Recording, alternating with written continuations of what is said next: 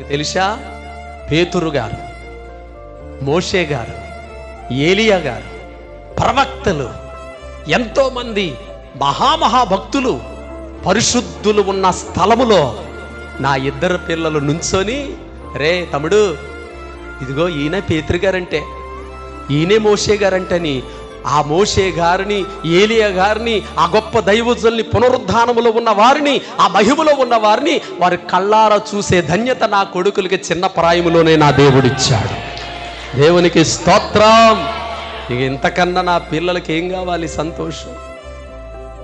ఇప్పుడు ఆలు ధన్యులో మనం ధన్యులమా? చెప్పరేవండి. అందుకే ఇప్పటి నుండి మృతులైన మృతులు ధన్యులు అని వ్రాయుమని దేవుని వాక్యం. దేవునికి స్తోత్రస్తున్నారు. నా పిల్లల్ని నేను పొందుతాము అనే నమ్మకం. దేవునికి స్తోత్రం. ఒకరోజు సమాధులు తెరవబడతాయి, పునాదులు లేదా పునరుద్ధానపు మహిమ వలన మళ్ళీ వారు సమాధుల్లో ఉన్న వారు పైకి లేస్తారు. దేవునికి స్తోత్రం. మళ్ళీ వారిని మేము పొందుతాము. క్రాంతి బాబుని, పాలుని మేము పొందుకుంటాం. ఏమండి, ఈ మాట చెప్పింది నోటి మాట కాదు, దేవుడు సత్యమైన వాక్యం చెప్తుంది.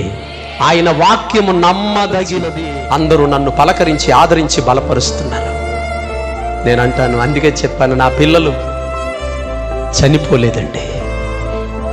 నా పిల్లలు చనిపోలేదు, ఆయన మహిమలో బ్రతికి ఉన్నారు. ఆమేన్. ఒక హాస్టల్కి వెళ్ళారు వాళ్ళు. చెప్పండి, ఎక్కడికి వెళ్ళారు? హాస్టల్కి వెళ్ళారు. అమెరికాలో హాస్టల్లో చదువుతున్నారు, ఆస్ట్రేలియా హాస్టల్లో చదువుతున్నారు అనుకోవడం కంటే పరలోకపు హాస్టల్లో వారిని జాయిన్ చేశాం. దేవుని గట్టిగా స్తోత్రం చెప్పండి.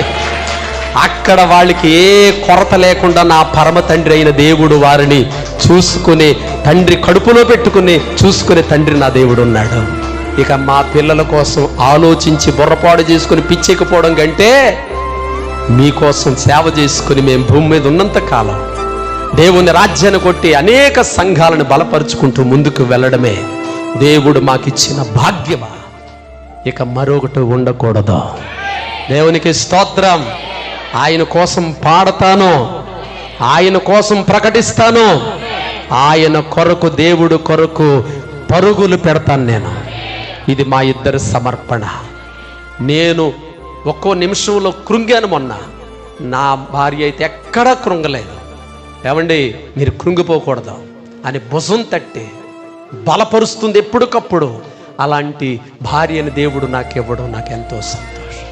నా భార్య తరపున బంధువులు, నా భార్య ఇంటి తరపున బంధువులు వచ్చి అలాగ హత్తుకున్నారు, కౌగిలించుకున్నారు. నా బంధువులు, అలాగే ఆత్మీయ బంధువులైన మీరు నన్ను విడిచిపెట్టలేదు, మమ్మల్ని పట్టుకున్నారు. మీ అందరికీ నా వందనాలు, మీ అందరికీ నా వందనాలు. నా ముందు ఒక పందెపు రంగం ఉంది, దానిలో ఓపికతో పరిగెట్టే ఓపిక నాకు దేవుడిచ్చేలా ప్రార్థించి. దేవునికి స్తోత్రం. నీవు చేసిన ఉపకారములను తలపోసుకుందునయా, నీ ఆశ్చర్య కార్యములు నేను ధ్యానించుకుందునయా. నీవు చేసిన ఉపకారములను తలపోసుకుందునయా, నీ ఆశ్చర్య కార్యములు నేను ధ్యానించుకుందునయా.